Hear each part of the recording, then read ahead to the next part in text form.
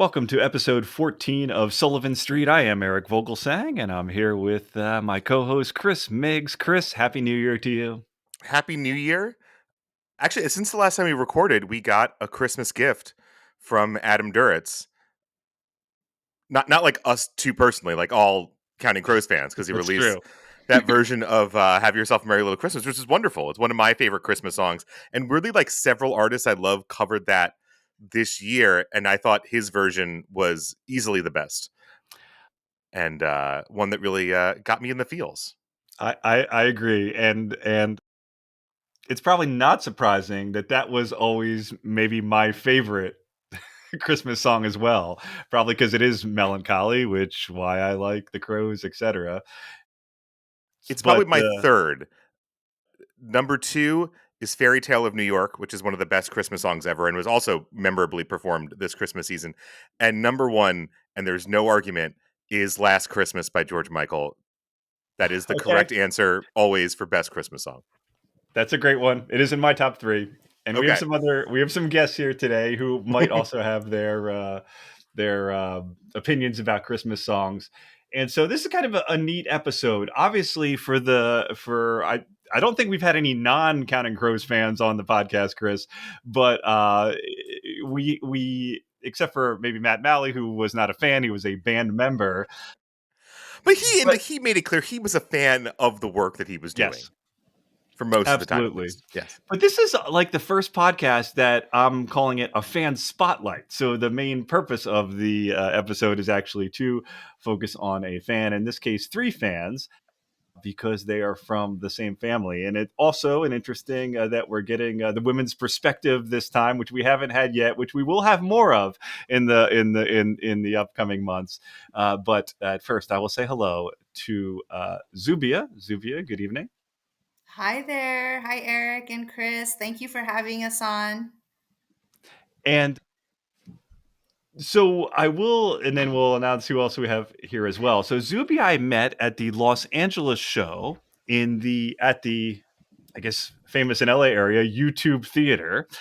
And I kind of went around stalking people. No, I did go around and say hi to a number. And I guess I said hi to like 6, 7 people appeared and named me. And in fact, if you listen to the Recovering the Satellites episode, that there was a fan there that I met. And for him, I think it was similar how I met you and Zephyr, which was that, if I remember correctly, that all 3 of you had wasn't just Counting Crows shirt, but one that showed me you might have been kind of a fan. And I think I was walking by the special area where they were serving food. So you can tell me the story, but the reason we have Zubia on, besides just that she is a major fan, is that her daughters are also fans, and I met the 3 of them together, and I just thought it was a neat family story. So we have Sidra. I'll say a quick hello, Sidra. Hi, thank you for having me. I'm so excited. I've never done a podcast before, so I'm very excited. Yeah, so am I. And Sabrina. Hi, Eric and Chris. Thank you for having us. And can one of you, I'll just start with Sabrina, because do you remember what shirts the 3 of you were wearing that particular night? I remember what I was wearing. I was wearing a shirt from, maybe at least 5 years ago that we had kind of, cut up and made cute. And it was definitely not a new shirt by any means. And it was their Berkeley logo shirt.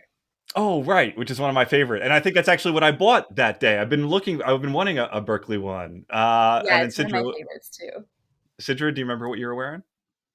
Yeah, I was wearing the one with the man holding the umbrella, the gray shirt, and it says Counting Crows. Okay. I got it in Orange County at what was the name of the theater? The Amphitheater, Mom? Do you remember? Pacific Amphitheater. Yes. Okay. The Rain King logo. And Zubia, yes.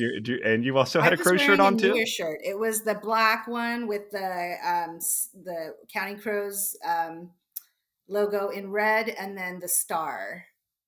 Oh, right. I like that. So I saw the 3. I said a quick hello, and I think at first it was just like, oh, I just wanted to say hi, and I like your shirts, and on your way. And then somehow it came up, and then I mentioned a podcast, and then they realized, oh, this guy might have a story too, and then we just started talking. So Zubia, I will start with you. So tell us your maybe personal Counting Crows story. How did you originally become a fan? And forget about your daughters for a second. Let's say they didn't care. What has kept you into them or kept coming back all these decades? Yeah, I mean, so for me, lyrics have always been like obviously for me, the best thing about a song. And so with the Counting Crows, everything for me comes back to the lyrics. Throughout my life, there's a song at every moment that means something for me. When I first met my husband now, and we were dating, you know, like Anna Begins was huge, and it meant something to me. I thought I was Anna. I thought I was Maria. That was who I was. And moving on in life, there was a time when I, had a very hard time in my life. I was going through chemo, and the August and Everything After was one of two records that I played on loop every time that kept me going. The other, if I can say, was Tiger Lily by Natalie Merchant. And then this one, August and Everything After. And it just kept me going. There's songs that mean so much, like A Long December reminds me a lot of a couple of cousins that I have lost very young. So it just keeps me coming back. There's just so much meaning there for me.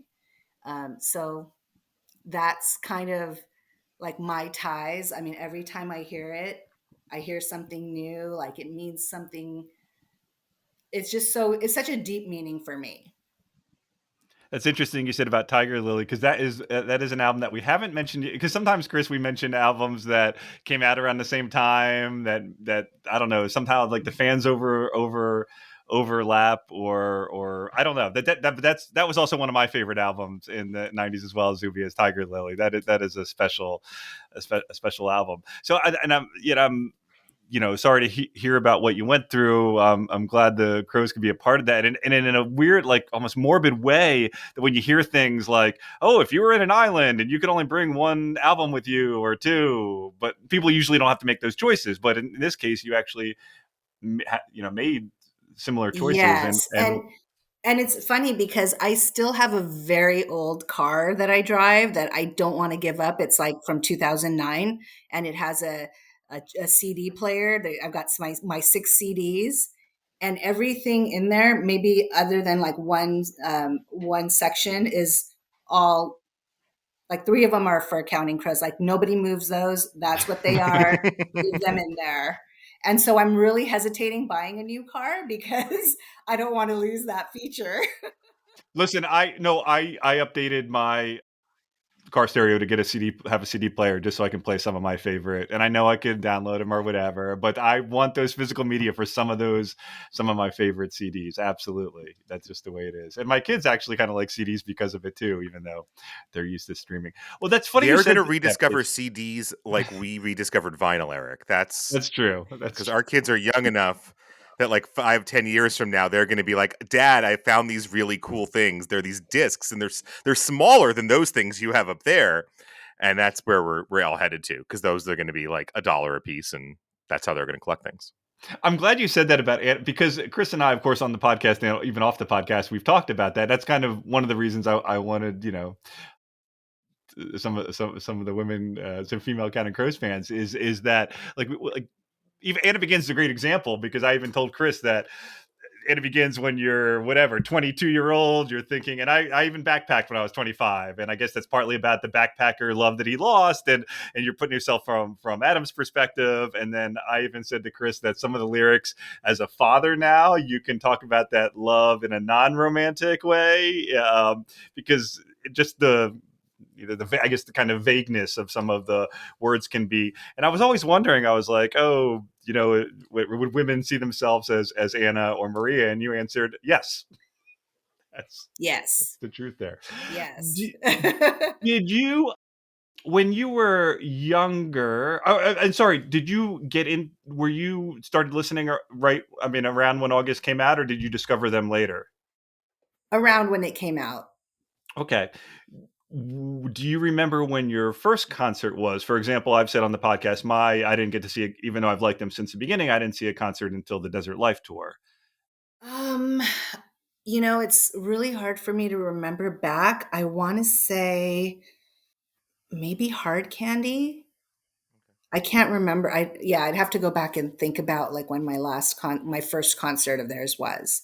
So maybe like '04 or '05, something, or something, or Yeah. '03, something like that. Okay. Do you know how many you've been to now? I mean, or a rough estimate after all these years? I mean, not as many as I would like. Right. Maybe 8 to 10. Yeah, hey, that's still a lot. We've had some people on the podcast who are huge fans that have only seen them 2 or 3 times or something like that, Yeah. because that's what life, Not as how much as life. I would like. I would love to like just take some time off work and follow them. So now, and of course, I'll get the perspective of your daughter's perspective, but before we, introduce them again, I want to hear, like, when did you and the first time, by the way, I've heard anything about parents getting, and of course Adam's actually mentioned this a couple times. I think when I saw him in Manchester, he actually mentioned, I think, to the crowd or right after or something like that, oh, now we've seen people bring their children to the concert. Now, that doesn't necessarily mean that the children are big fans. When I saw them once in Wisconsin, around 2014, that's the first time I met somebody. I think I was in my late 30s or something, and there was somebody there who was 22, about your daughter's age, and she said, "Oh, I love them because my parents wouldn't stop playing it in the car, and I just started to like them." So, Zubia, when do you think you introduced your daughters to the Crows, and was it deliberate, or was it a love at first listen, or did it take like a decade of of salesmanship to do that? Or So I want to say maybe a little bit of both, and it might be different with the two girls. So like I said, I just always have it playing in the car. Lyrics mean a lot to me. So like I'm always singing. I should probably, like poorly, but I'm always singing in the car. And I'm always pointing out, like, listen to this lyric. This is the best lyric you've ever heard. And so I'm trying to tell them, like, you've got to listen to this. This is so good. This is what makes a song, right? The meaning behind it. And so I think it was a lot of like repetition and playing the songs over and over, but then bringing that to them too, like, hey, it's not just the music, it's what it means. So I think that, like for each of them, it may be a little bit different what they tell you. okay, great. We're about to go to and by the way, this gets me thinking of stuff like, religion, or telling your daughters that math is important, right? So if you push it really hard, sometimes they will think it's important because you got to believe in this, or sometimes it could have the complete opposite effect, that your kids are like, I hate crows because you always played them. But no, luckily it worked out. So you are a poster child for doing this the right way. So I'll start with Sidra. Sidra, tell me your story of how you think you became a Crows fan, and at what age, and what kind of brainwashing your mother correctly did, etc. Yeah, so for me, I can't really like identify a beginning. It's kind of just like I feels like I've always just known the songs. Like I've always just known the lyrics and the melodies. Like I don't remember when I first heard it. I just remember hearing it all the time. So for me, like I associate Counting Crows with family road trips, on the way to dinner, my grandma's house, or going to Arizona, just having Counting Crows on repeat. And it's like pretty nostalgic for me to listen to. So I would say just like growing up, like my mom mentioned, it was always just on repeat. And I am a musician myself. I grew up singing, playing the piano, and writing songs. And I know my mom would be like, try to, listen to Counting Crows, listen to their lyrics, you know, see if you can take any inspiration away from that. So, yeah, I mean, I love them, and I love that my family loves them. So, Yeah. Yeah, that's so interesting. It makes you right. No, Chris, jump in. I was saying, what age do you remember? Do you sort of remember liking them? Was it like 5 or 6, or was it younger? Or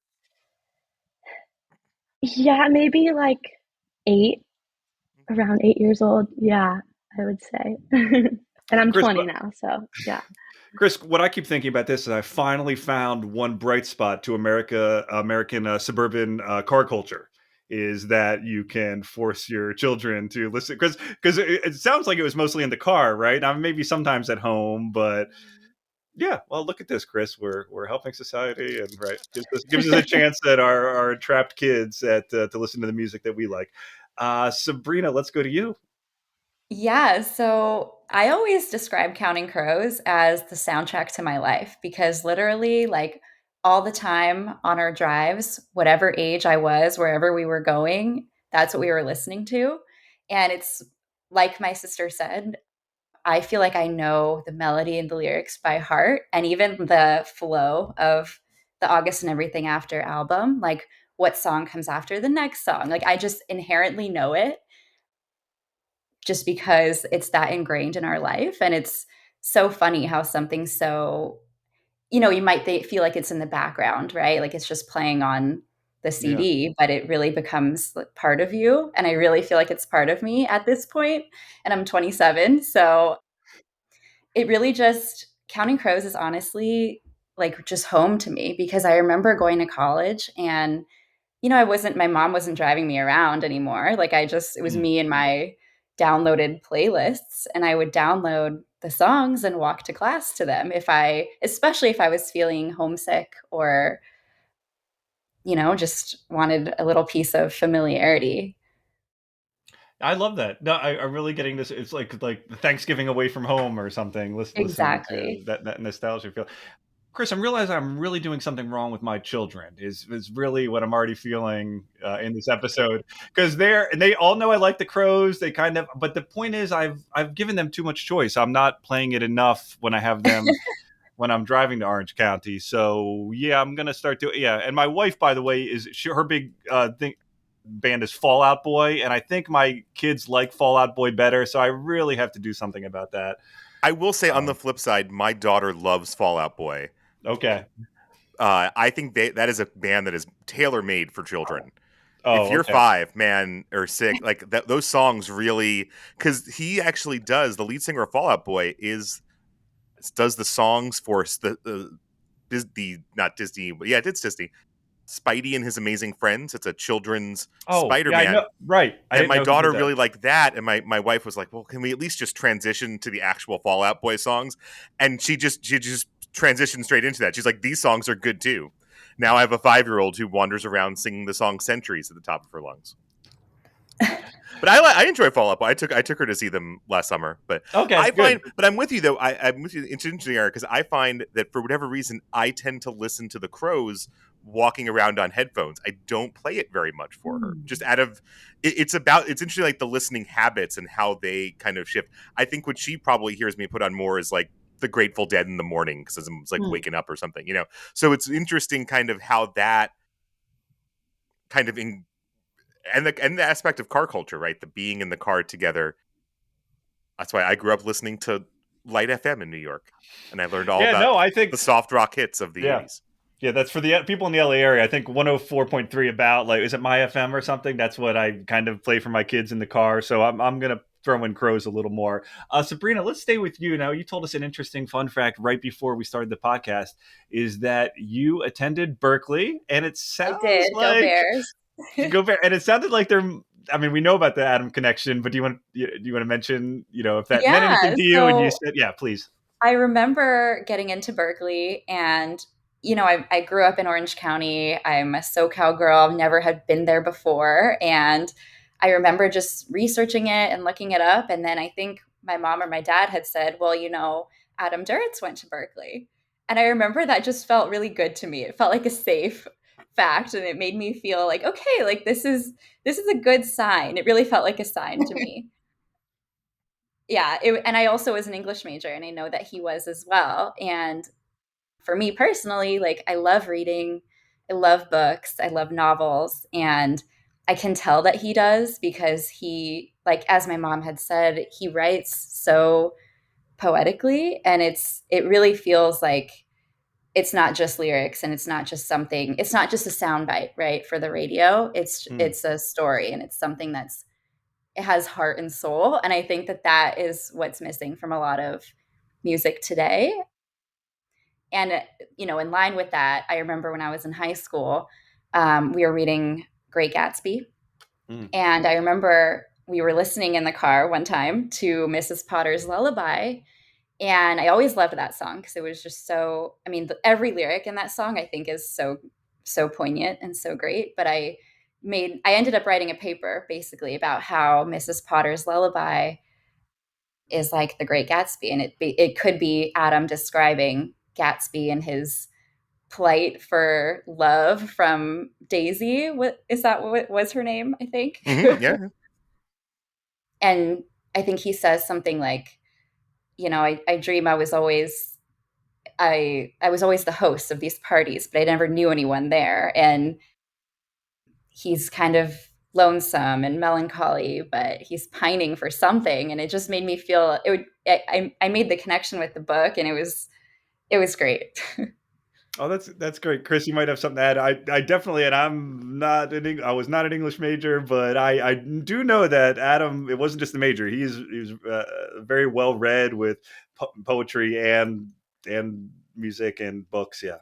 No, it's also a really interesting observation because the time of his life, that would line up with like he's still living in LA and probably throwing a lot of parties with people because he's got the big house, right? The movie that came out with that was sort of roughly true. Why can't I think of the name of it? That was based on that his friends wrote. It's gonna bother me, but that's basically right. That he's throwing all these parties and he's maybe sort of feeling Gatsby-esque and sort of pulling those sort of images to help like pull through that feeling of what he's trying to just writing about a girl who's we know who she is, but like it's kind of thinking about her as that sort of heroine for him. Right. Yeah.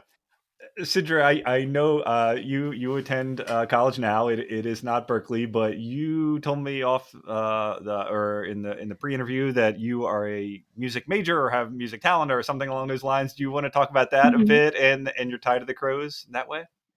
Sure, yeah. So I don't actually study music in college. I'm studying math and economics, so very like opposite of that. But yeah, music is my passion. I grew up playing piano, guitar, singing, literally since I came out of the womb.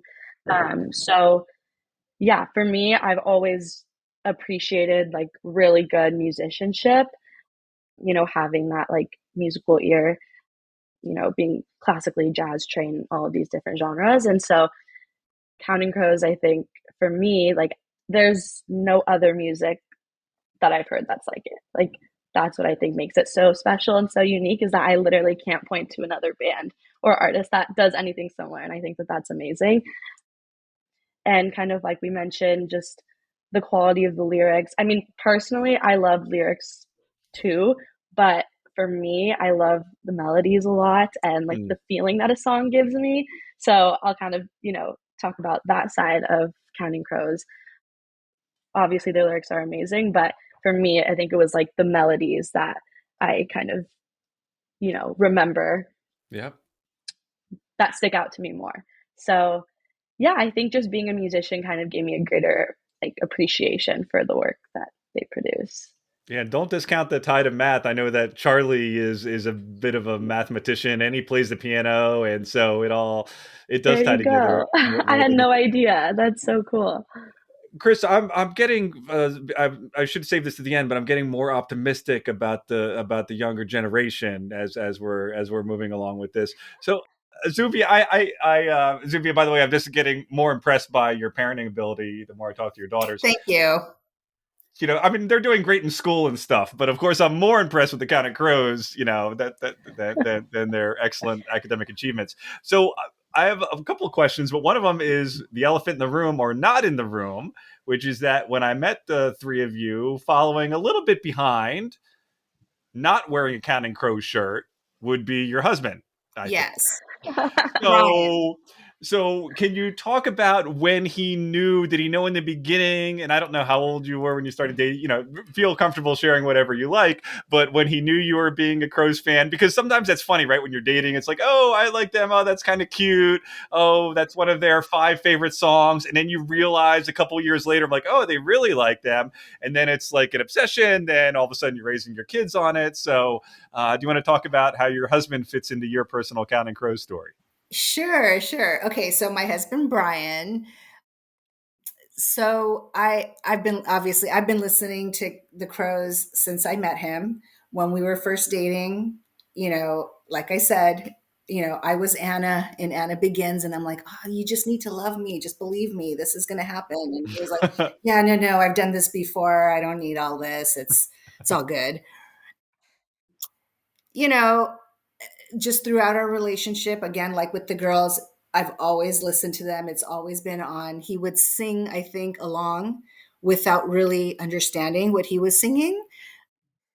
And then I don't remember when it was, but I do remember it was Mrs. Potter's Lullaby. And he really Really? stopped and listened. And he was like, this is like, these are some of the best lyrics I've ever heard. Because I think with him, he was always listening to music, but just kind of the music and the guitars in the back and the drums, but not really understanding. And he finally was like, one day, like, that's an amazing song. And I'm like, yes, this is what I've been trying to tell you. But he's been in the mix with me the entire way.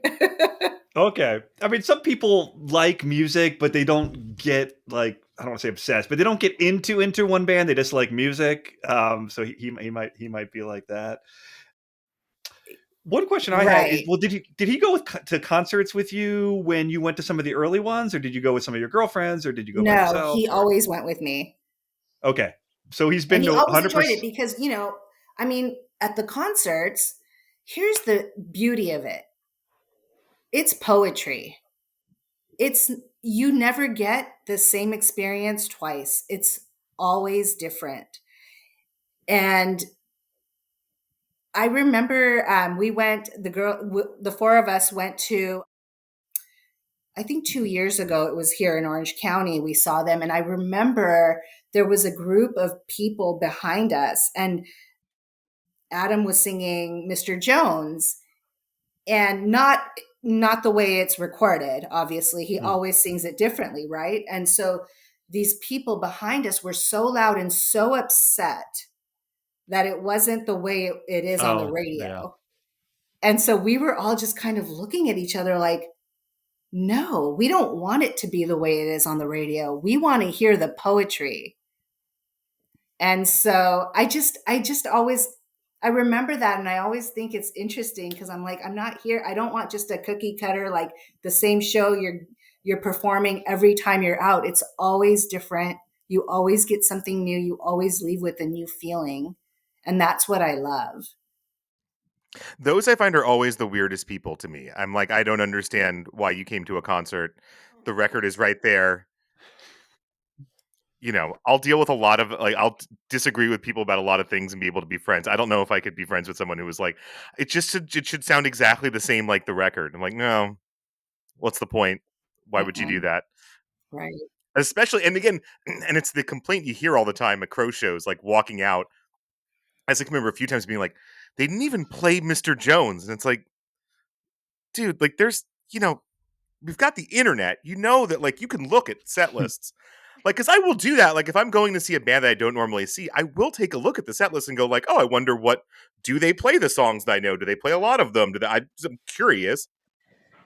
And so it's always funny to me of people who are like just stunned, who just walk in, like, of course they're no, they might not. I mean, they've played it basically every night for the last 3 years or so, but there were a lot of stretches where they would not play it every night. And you would definitely hear people walking out going, like, you know, why'd they do that? Like, well, they had other songs to play that night. Sorry. Mhm. Yeah, you're Exactly. reminding me of my, I guess I want to say second girlfriend that in some ways she was trying to, she knew I liked the Crows a lot and she was trying to, I guess not relate, but trying to, oh, I know you like them and trying to be nice about it, I guess. But she did make two negative Crows comments. One I'll talk about later had to do with Across the Wire. But the first one had to be that I saw that I like August as an album, but I saw them in concert and they didn't play it the same way. So that was one of the worst concerts I went to. And I knew then that relationship was going to be quickly That ended. wasn't going to work. Even back then was not. She did, yeah. Because it's what you said. It's not just about the Crows. It's about that she just kind of wanted this cookie cutter thing and not. I ended it. Yeah. And that's always good, right? I mean, there are nights where you're listening like, that wasn't the best. Don't really like what Adam did with that one. But that's the whole point, right? Is that if you're not going to have the amazing special nights, if you don't have the nights that are, oh, okay, he was trying, especially the show we were listening to, I think it was the end of like Hard Candy. And I was like, listen, like, he didn't really hit that. That's okay. That didn't really work. On to the next one. A lot of other versions of Hard Candy out there. There's, Right. you'll be okay. Exactly. Well, he also surprised us in this last concert in LA. I think he was playing Long December, and then he switched into a cover of Taylor Swift's The One. And my sister, I love that song. And so it was a weird clash of worlds for me because he usually surprises us with, new lyrics to Mr. Jones or Rain King or new melodies, as we know and like we love and expect when we go to his concerts. But this cover was a totally new surprise, and it was so awesome for me. And I love that they're doing that because I don't remember them doing these kinds of covers even like 10 years ago. And this is great. So you did not know ahead of time that he was going to do that, right? I had no idea. I was shocked. Okay. I was like, I think I know this song. Because there's people whose job it is to know this stuff, like Chris and I. He started at like about 3 nights before, and then kind of did it every night, just right before. But we kind of knew at that stage. But I love that you didn't know, and that made it so much. And by the way, I think it's an incredible cover. It kind of reminded me of the Christmas song he just did too, right? Just him at the piano, and he makes it even more melancholy than this. And so, Sidra, you felt the way you like Taylor Swift, and so that was like a mashup dream come true, I guess. Oh yeah, and like I don't know if Adam, did it intentionally for like the younger audience, but it's almost like he's kind of bridging that gap, and it's like, oh, like Taylor Swift, it's something that like more of my generation kind of listens to. So I think that was cool that he brought that together. Yeah, I think we might have mentioned this on the podcast, but I think he kind of went on record. Part of it was that I guess he always respected her, but saw her in concert earlier last year, and just thought it was one of the best concerts he's been to in a while, and thought her talent was so good. And I think after that, Chris, you can correct me, is that maybe he was just thinking, which of these could I cover, and that one fit. Yeah, well, and that record, I mean, that kind of makes sense for him to really kind of take that song. That's not it wasn't as big a leap as some of the other ones. It'd be interesting to see Adam break down a few more Taylor Swift songs. Zubia, do you remember? Now you said your husband went to every show with you, but you obviously did not bring your daughters to every show, because I'm guessing some of those shows, they might not have existed yet or existed in a very. So do you know when that started? When you started bringing either one of your daughters, and how old they were, and what did you decide? Yeah. Why you did it? I think it was the Concord show, because for a little bit we've always been in Orange County, but for a little bit we moved up to the north, to the Bay Area, and Sabrina was at Berkeley at that time, and so we went to the Concord show in 2015. And I think, Sidra, you were 12, and Sabrina was 19. 19. And so we ended up going to that show. I think that was the first time we all went together to see Counting Crows. Or no, there was a year before that out here in Orange County that we saw them at the Orange County Fair. So yeah, Sidra, I think I remember that. So, Sidra, how was that, like, going to a concert when you were either 12 or 11 or 10? Was that too young? Do you remember it now? Did that seem like you were too young in retrospect, or is that a perfect age? Or tell me about this. Yeah, I think at that age, I don't remember that concert specifically, but I mean, I do remember like the feeling and just kind of being in awe. And that was also the first time that I saw like the way that they change up, the way they perform it from the record. So I think that was like my first experience with that. And I think it was like different for me at first, but then I grew to love that every time I went to see them. All right, and Sabrina, I'll get your take. And that, I'm guessing, because you were 19, you could appreciate it, and you that might have I been, I don't could know, and did appreciate it. yes, and that might have been one of your first nostalgia because you went with your family too, right? Yeah, yeah, and for me, actually, personally, I've always gone to concerts with my dad. He's always been my concert buddy. So I think we've seen many artists starting from when I was in high school, earlier in high school, but kind of we now have this tradition of going to see Counting Crows together, which is so awesome. And I love live music. I'm not a musician like my sister, but I totally appreciate it and I love watching it and soaking it in. And I just feel like you can feel Adam's feelings when he's singing the songs and you can Mm. feel the fun that they're having. I think I'm forgetting which song, but you know how he says like, "Hey Charlie," like we love that. We No. love Charlie too. Like I feel like See, we I he's knew such a that there were Charlie groupies, and I don't know if you listened to the Troubadour show, but I kind of had two chances to talk to him more. But the only thing I really got to say to him that I said, "You're really like the MVP behind the band," and I think it was his wife who said, "Yeah, we think so too." Her with her friend. But I wanted to say like there are Charlie fans out there, and maybe hopefully I'll get a chance to tell them again. We love In, Charlie. He's in the great. see, I felt that way even years ago when he came out with his accordion, and whatever he used to do some of the Yeah. pre-show stuff.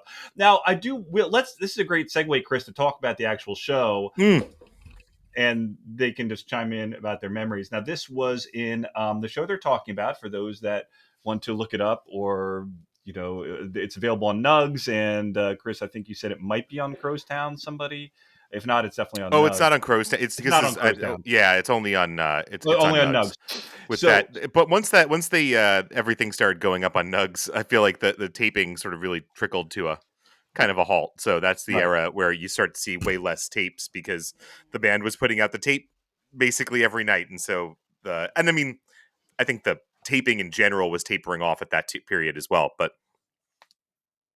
Yeah, it's on Nugs as is like basically the entire 2015 tour. You could Right. go through every night of it if that's your jam. So this is from September 20th, 2015 in Concord, which I had to look up. It's near Sacramento. It's actually closer to Sacramento, right? Yeah, Or it's than east, like it's yeah, in that area, in I that think you general could drive there vicinity up north. from Berkeley. I think officially it's closer to Sacramento, or maybe it's their local pavilion or whatever. So Is there anything in Concord, or is it just one of those towns where you're like, there's an amphitheater there? It's a It's small just a place. town. Mm. It's a Yeah. small town. You're not doing Okay. it. I mean, there's people live there, but you know. Oh, I mean, there's someone live, but it's like in the New York area, right? Like a PNC Bank Art Center. It's in Holmdel, New Jersey, which I cannot tell you anything else about Holmdel, New Jersey, other than the Exactly. PNC Bank Art Center is located there. Mhm. That's about Right. my total knowledge of that place. although officially I'm looking at Concord officially as over 100,000, which kind of surprises me. But Oh, okay. so more than anything, they played Somewhere Under Wonderland, 6 songs from the 10-song LP. We could talk about some of the songs. I don't know if any of you had a chance to listen to it after you went, or was there any particular memories of the songs that they played? Zubia, I'll start with you. So, I mean, it was quite a while ago. So, I mean, I did listen to the file you sent. I Yeah. listened to it, and I was telling the girls today that if you don't know the Crows and you're just listening to this, it sounds very country.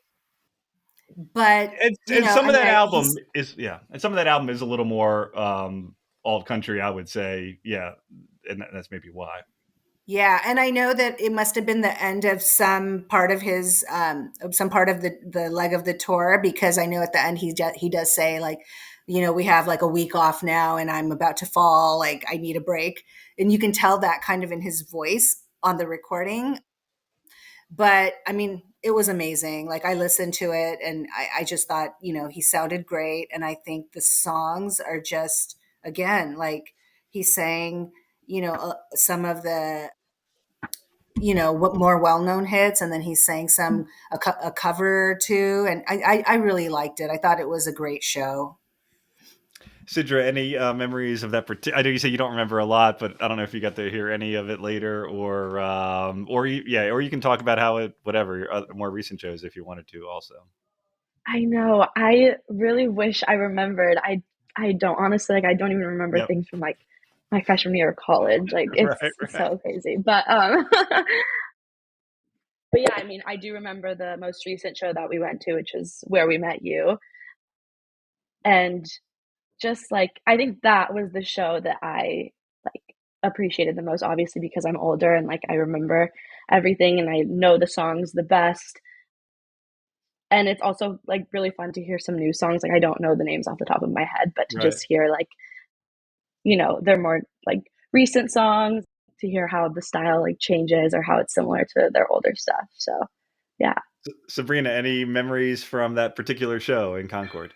So I think, as you mentioned, in that show, they played a lot of Somewhere Under Wonderland. And I hadn't really, at that time, I hadn't really listened to that album. So it was a lot of new songs for me. But I remember it got me, they played Possibility Days, right? And it really got me into that song. So I remember going home and looking it up, and I still listen to it to this day. And I think that's fun because I like hearing their new stuff, even if I don't seek it out because I just love the old stuff more. But when they do play it in person or live, it gets me liking it and then into it. And so that's always Mm. really exciting too, because it's something new from something old and familiar to me.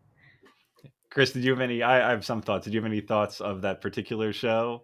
A Uh, few. I've done a few I down. thought it was quite good, actually. So I even if Zuby, you don't have any particular memories, listening to it, I was like, whoa! I thought in general, Adam did a fantastic job. I mean, they sounded great. So I could, even if sometimes you don't have particular memories, you're just like, I know they were great the whole time, and that is definitely true when I listen back to it.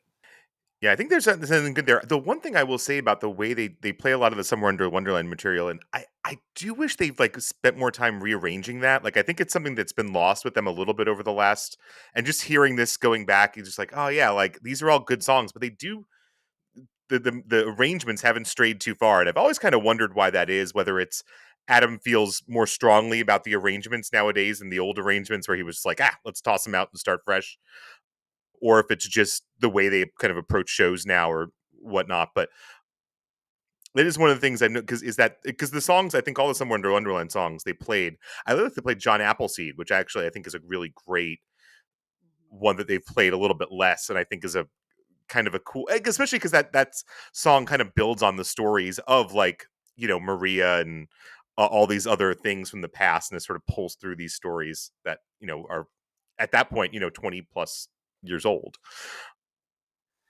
Yeah, it's How about interesting you, to Eric? see that, Chris. Sorry. Do you think some of it is that, like, I don't want to use the word transgressive, right? But if everybody in the world knows Mr. Jones, then you can be a little transgressive, like, oh, they know how it's really played, but I'll just play it a little different. But how many people know Elvis went to Hollywood, right? And if you played an alternative version of that, maybe people won't care. But I think you're right. I'd like to hear some of the quote unquote more recent songs played up a little different.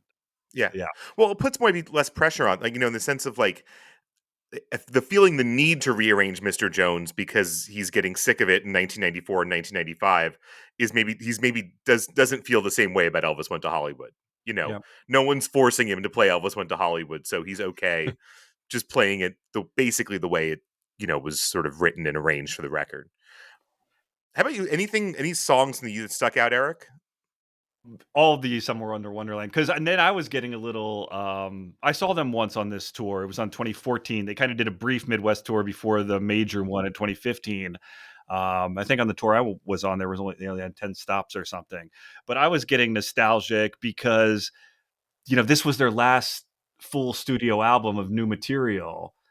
And I think he was excited to play some of these songs. Of course, they've had the EP, some of these songs live, and he did it with Butter Miracle too. But when he goes on these tours, and I think I know that this record more than any he thought was the most underappreciated, but I think he steps it up. I mean, it all sounded great, but the way he sings the Somewhere in the Wonderland songs and the band was almost perfect because I think he was so proud of them and you know what I mean, Chris, and wanted them you. And by the way, if you like, I will say to Sidra and Sabrina, if you love Charlie, I'll say this when we get to those albums later, but either the way they mixed it, or maybe he is adding more things, but in both Somewhere Under Wonderland and the Underwater Sunshine, the cover album, I think Charlie shines more than any albums in their whole catalog. Mm. Those two albums, which might be two of their least popular, just listen for the piano. And I think it's his best work if you're just focused on the piano. So go back and even like "Ooh La La," which is one of their simplest songs. And even actually, he mentions Charlie in it. He's "Take It Away, Charlie" or something. But he does amazing piano in that song. So We got to listen That's back. awesome. Yeah. yeah, listen to those too, and just listen to the piano. Listen with a good either headphones or in the car or whatever. But I think you'll be writing me a thank you postcard later if you're a Charlie fan. Chris, any other? Well, I will say that what's interesting about that though, interesting talking about Charlie, is one I thought the more interesting things is that Dan Eisenberg, who had I think had played with the band a few times. I know he was the sub for Charlie, and Charlie briefly took a hiatus at the end of one of the tours because his daughter was born. He plays an organ. He joins him at the end, but like is very audible. There's like an organ solo on Rain King that is really, really cool. And it's like an organ solo, and then he and Charlie kind of play off each other, which is actually one of the I had for a Rain King without an alt, which is not something I generally like. I was like, oh, this is super cool. So that's if you're looking for like one song, someone like listeners to like check out from this, I would go to the Rain King and like kind of listen for the organ solo, because that's pretty unique and not something you would hear on anything from the rest of this tour that I recall, at least. Maybe I'm And forgetting Zubi, something. you having me re-listen to this actually is the song like Teenage Gravity, which we'll talk to later when we do Underwater Sunshine. But that anyway, I really loved that song, and listening to that made me. I even plugged it on a Reddit thread, but it was partly because I was re-listening to this.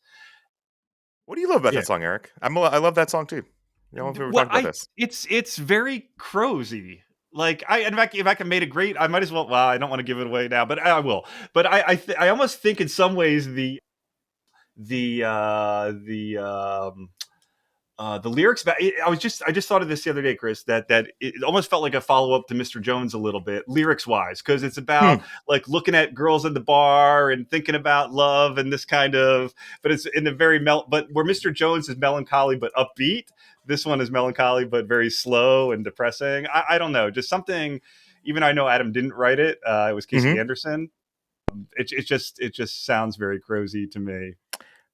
I actually remember that song, and I'm not sure if they played it at that They did. Concord That's why. concert. Yeah, that's why. Yep. Okay, so that must have been the first time I heard it, and I felt the same way. I really like that song as well, and I forget about it, but it's really good. I feel like it's a hidden gem. I do. I think song makes me think of falling in love with my wife. So I'm always in for that song. It's a beautiful. It's just I don't know. It's about feeling those feelings and kind of showing your hand and those moments. Now you're trying to look, Chris. Now look at the support you're getting from the room. Now I got to bring up one of my. They're like, oh, that's so sweet. Now I need them. It is well. It's interesting because I was thinking about that a lot in the show because they also play that version of Sullivan Street with the I Belong Where You Belong, which I think is, again, one of the more romantic sentiments in a very kind of sad song. You know how I feel strongly about certain versions of Sullivan Street, Eric, and that one is on the high side of I think that alt is one of their absolute sort of bests, and I really love because they started playing that in 2012 when I was falling in love with my wife, and those versions where they really started that.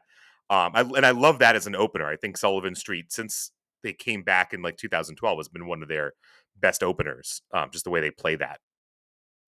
I agree. I thought that was amazing with the I Belong, You Belong in the middle. I mean, that song, I guess we'll talk about it when we go over our top 5 songs, but I thought that was amazing. And I love that it was the opener of that show.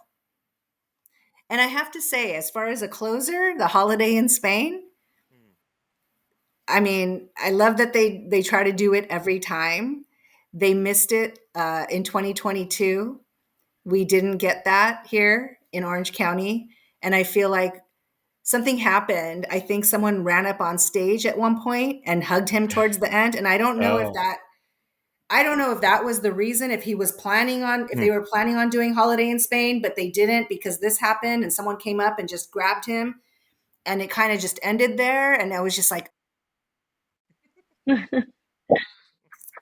but Chris, going Chris, back now to I'm my also, husband, that's another one of his favorite songs. And we actually took a holiday in Spain back in October because of the song. We're like, we gotta go. We gotta say we did this.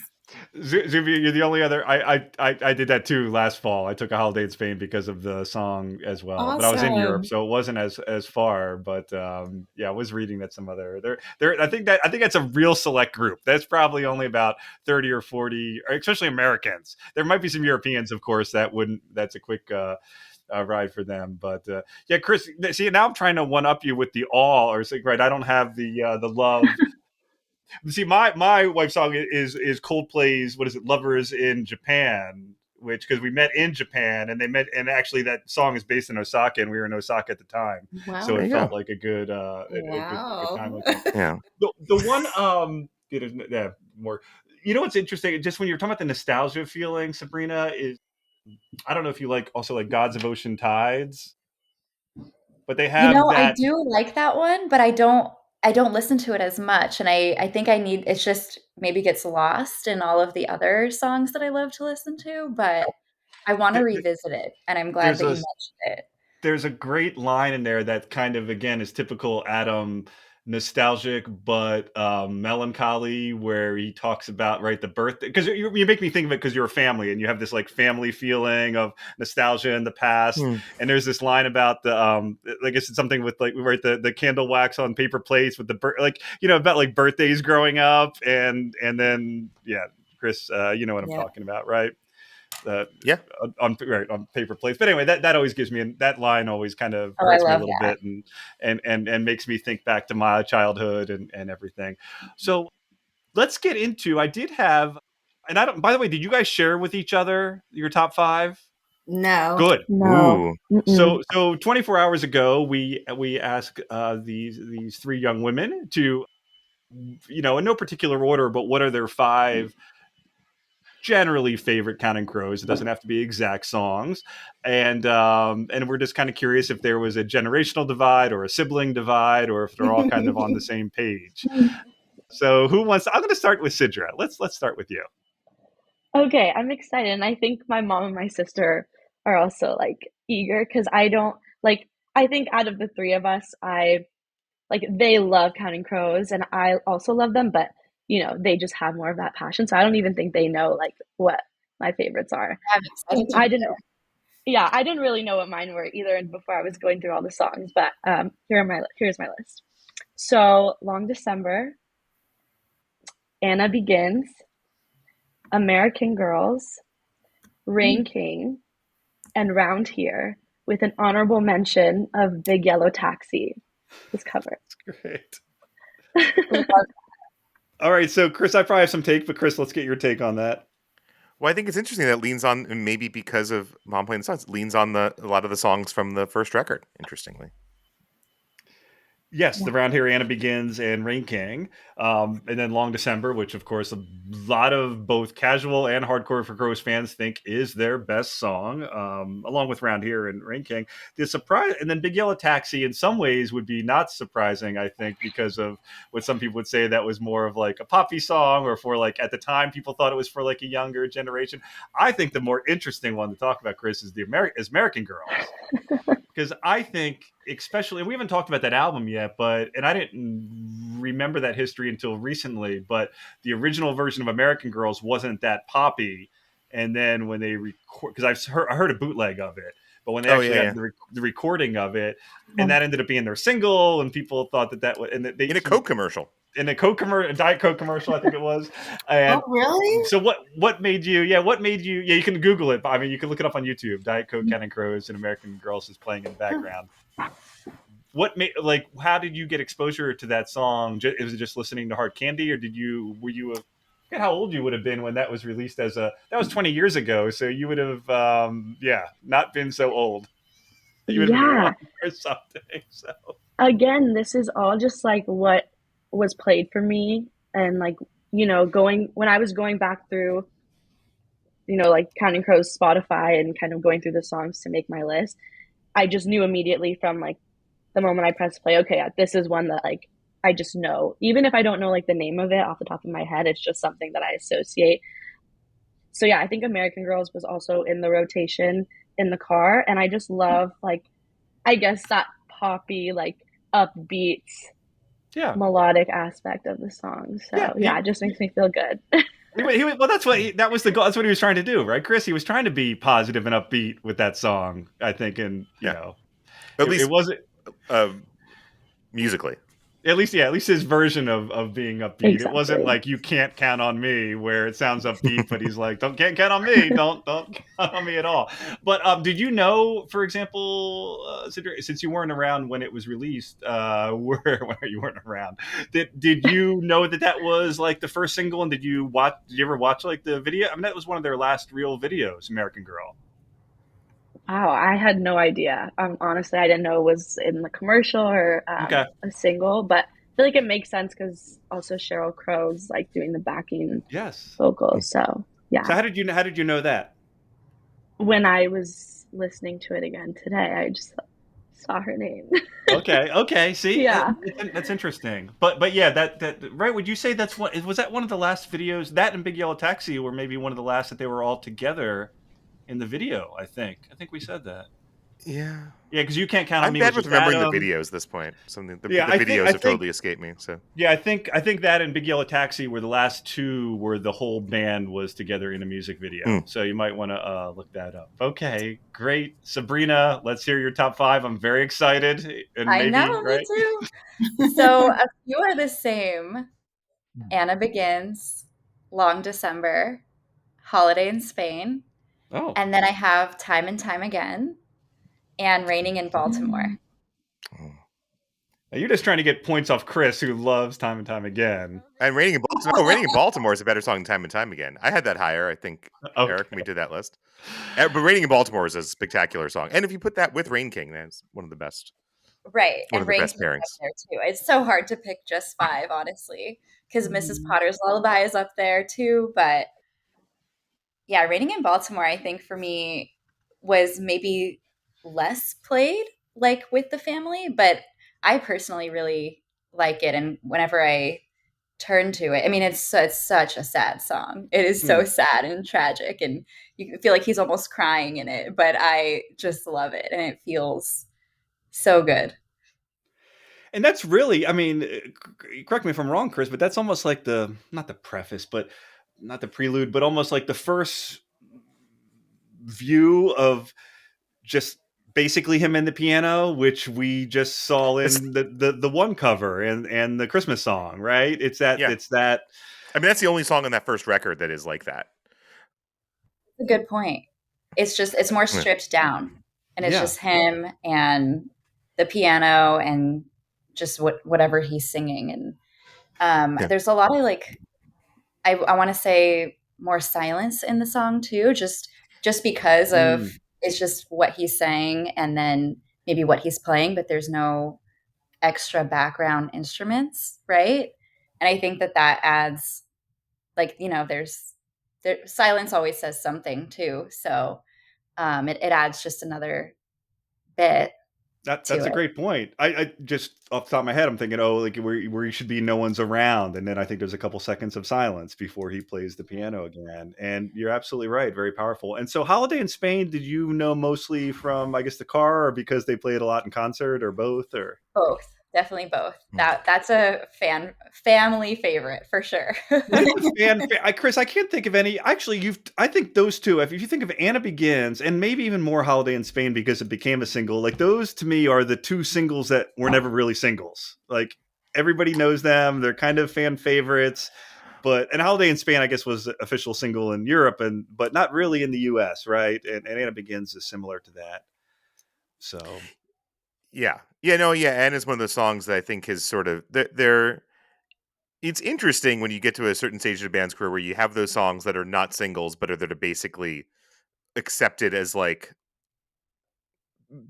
if you're a fan, you know them and love them a little bit to some Yep. extent. And even the casual. And Sabrina, before we move on, and I'll didn't ask Sidra, what overall is your favorite album by them?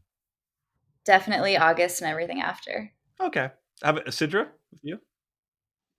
I would agree. Yeah. Okay. Just, Great. yeah.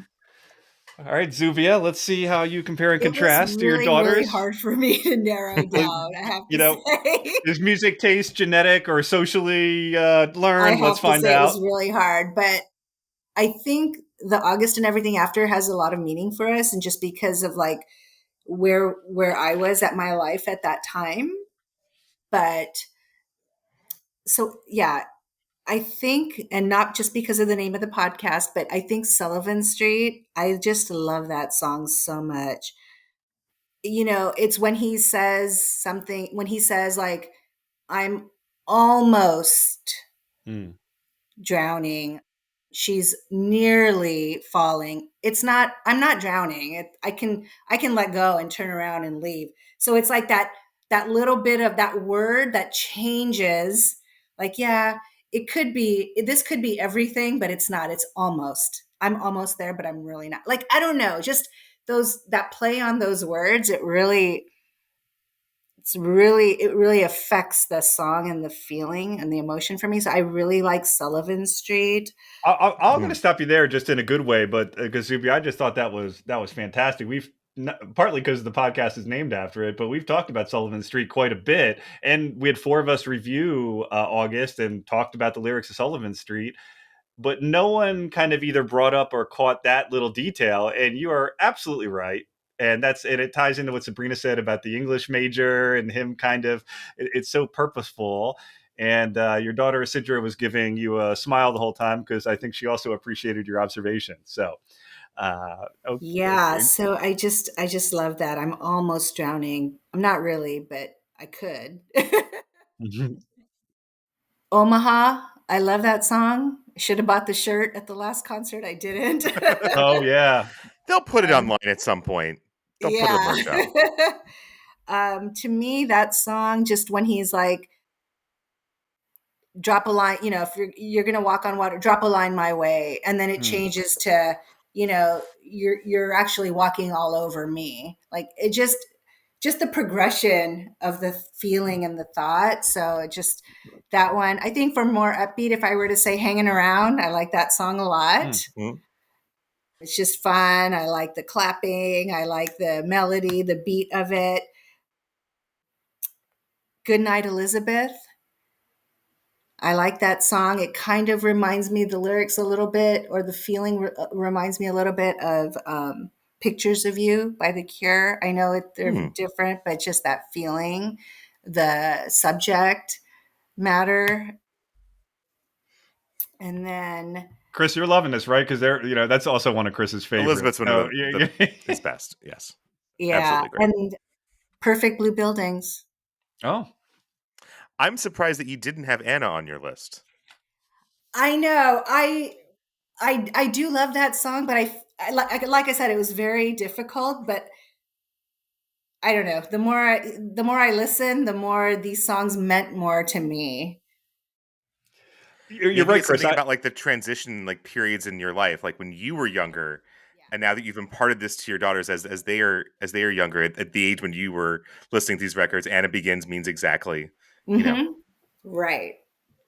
Right. I mean, it was it was very hard to come up with a list of just, I don't know how many I gave you, 5 or 6, but it was really difficult to come up with that list.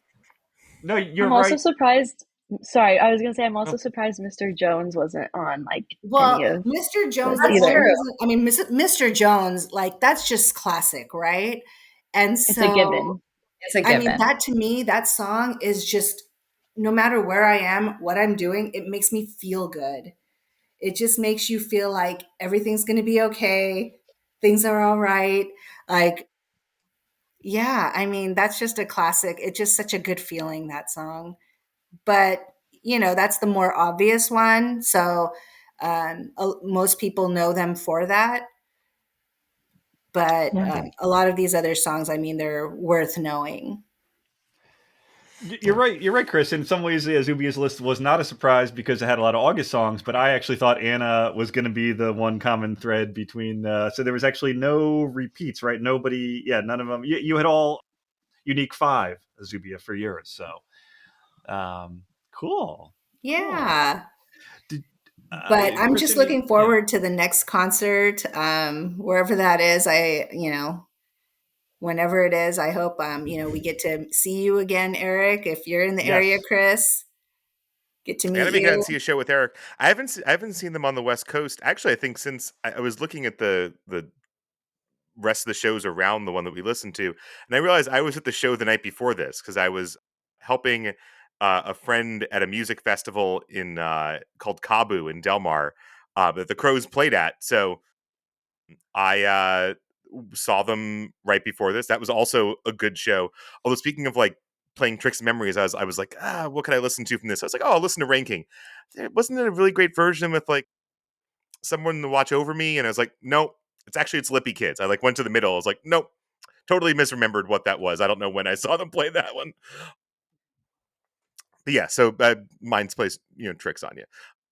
But yeah, they were playing well that weekend. It's always weird to see the Crows at a festival because it's not like I feel like that energy. Well, an American festival. We've talked at great length about how beautiful it looks at Pink Pop in the Netherlands. But yeah, just that sort of sense of the what lifts them and the sort of crowd interaction. Kabu also is a very weird festival where they were kind of early on doing the like tiers where there's like people who paid the normal price and then weird VIP sections and things and just kind of they were early on that thing, which I think always kind of plays with the vibe. Yeah. But Yeah. yeah. So But yeah, at some point I got to get back to the West Coast again. a really good Rain King version popped up on my Spotify. It's the live at Chelsea Studios. Have you guys heard that one?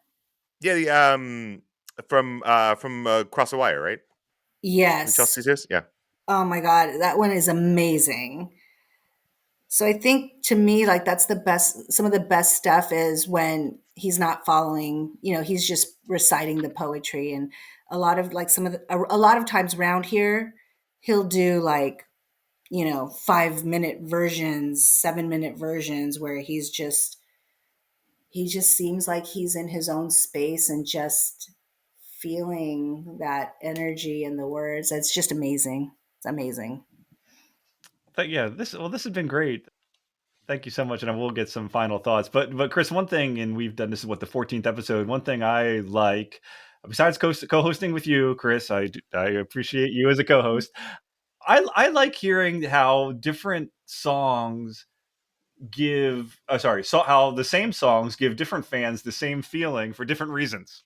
Right, like that right, like this line really hits them and this line hits them, but it still gives fans the same passion and love for some of the songs. So Sidra, do you have any closing comments at all? Maybe something you didn't get to, you wanted to thank your mom for exposing you to the Crows, anything at all? Please rattle away.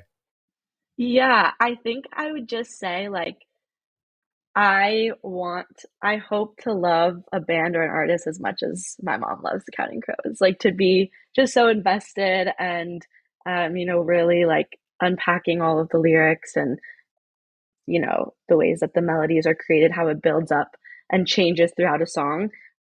I think I want to pay more attention to that kind of stuff. And I think I'm gonna start listening to Counting Crows more on my own. Like, I don't really listen to them on a daily basis, just like walking to class. But I think after this podcast, I'm gonna do some more of that. So yeah. Great, and thank you so much. You're such a great guest. I appreciate it. Thank you guys too. This has been so fun. Sabrina, any parting comments from you?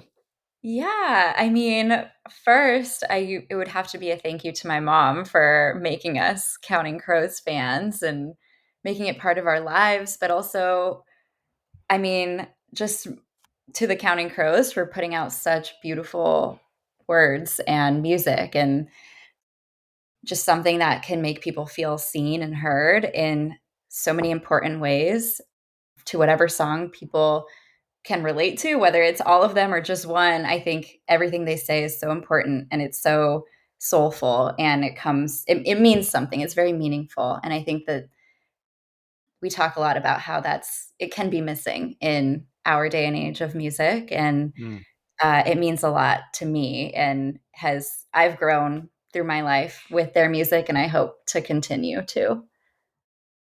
Great. Thanks so much. Oh, and by the way, there was also, you said you like Mrs. Potter's. There's also a music video to that. That was kind of a low budget. It wasn't on Oh, MTV, I I didn't don't know think, or anything that. like that. It's just basically, I think they shot it with a handheld camera. It's just him in an apartment, right, Chris? Or you said you don't remember, but it's kind of like they're supposed to be at that party where he's always Yeah. No, I think I think a few of them were in that video, or maybe Oh, it's they're on all the of them. video. Sorry, I'm just saying Yeah. it was lower budget, and I don't know if it was released on MTV or anything. I think, if I remember correctly, It certainly wasn't one that got a lot of airplay. Yeah, because I was watching a lot of MTV and VH1 at that time in my like life. Hanging Around had a budget. American Girls had a budget. So did Big Yellow Taxi, and they had bigger. I'm gonna look budgets that for up for videos. sure. Zubia, final comments for you today. No, thank you both so much for including us in this. I mean, it was great to just sit and spend the hour talking to you both about something we all love. And like I said, I just hope to continue to, I'm waiting for more music from them, and hope to continue, seeing them in the future and listening to the music. Great. Chris, final thoughts of the evening. Zubia is my parenting goal now. I feel like I've going to work on that inspiration. It's right. And as I said, Zubia, on the podcast before, I don't know if you caught it, but I basically named one of my kids after, because of Anna Begin. So if she doesn't start liking them soon, there's going to be, she's one of the Fallout. She's only 7. She's one of the big Fallout Boy friends. So fans, I mean, yeah. Well, there's nothing wrong with Sugar We're Going Down, but you got to just start playing That's true. Counting Crows on repeat in the car. That's true. And one of her favorite hobbies is herself, or topics is herself. So if I just keep mentioning that Anna's in the song, she'll probably pay more attention to it. There you go. There you go. Well, thank you, everybody, and so thank you for my special guests, and sometime we have all sorts of exciting episodes planned in the future, and we hope to do another fan spotlight in the future because this has been great. So we'll see everybody next time down here on Sullivan Street. Thank you. Bye. Bye. Bye-bye.